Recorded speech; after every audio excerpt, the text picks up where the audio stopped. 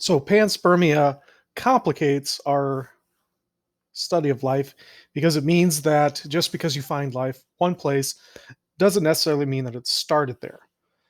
It also is the reason why we have a series of protocols for sterilizing satellites that we are sending to other planets, and why we have a similar protocol for what to do with satellites when they've reached the end of their useful life. Like we had the Cassini spacecraft that was orbiting Saturn, and when it was out of useful fuel for its maneuvering thrusters, and we got all the study out of it we could to make sure that it didn't accidentally later crash into one of Saturn's moons that could possibly harbor life. We crashed it into Saturn's upper atmosphere and had it burn up in Saturn just to make sure that we didn't accidentally spread life to some of Saturn's moons. We do similar things with other satellites. And the reason we have to do that is because of how tenacious life is. Here on Earth, everywhere we've looked closely, we've found life. And one of the reasons for this is there's an entire class of organism called extremophiles. Extremophiles are organisms that live in extreme environments. So, for example, this is a picture of a hot spring in Yellowstone National Park.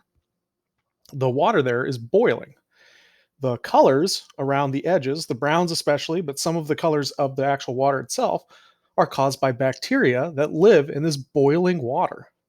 To give you a sense of scale, if you look at the right-hand corner of the hot spring, that's a walkway. And if you look at the middle of the picture, just to the right of the hot spring, you can see a couple of people walking on the walkway.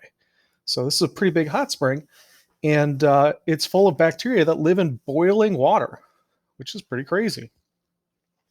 There are other extremophiles that live in different extreme environments. So we've got extremophiles that live in highly acidic places, some live in highly alkaline places, some live in super saline or really salty places.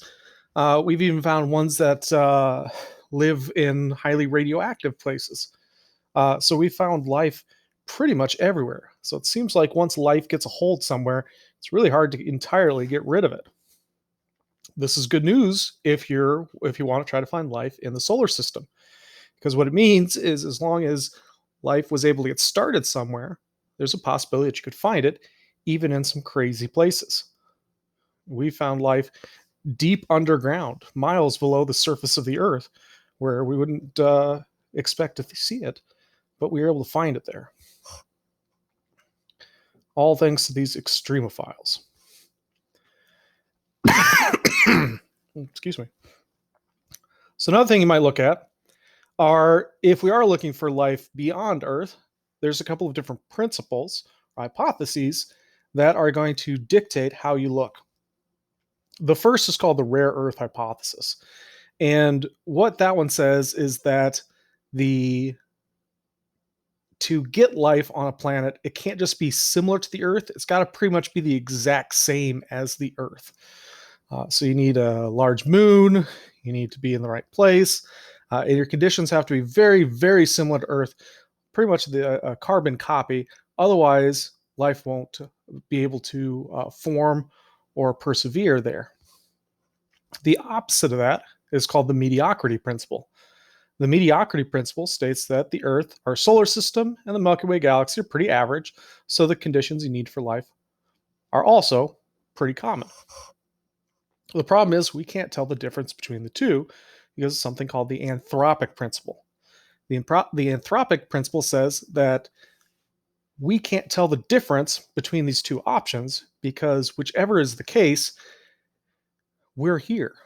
So if the Earth is super rare, the conditions needed for life would have to be present on Earth for us living organisms to be on the Earth. Or if the conditions for life are really common, we would have to be on one of those common planets with those conditions. It'd be like if you won a contest, but you'd never heard of this contest before. You've got no way of knowing that if the contest is super difficult to win or super easy to win because you've got no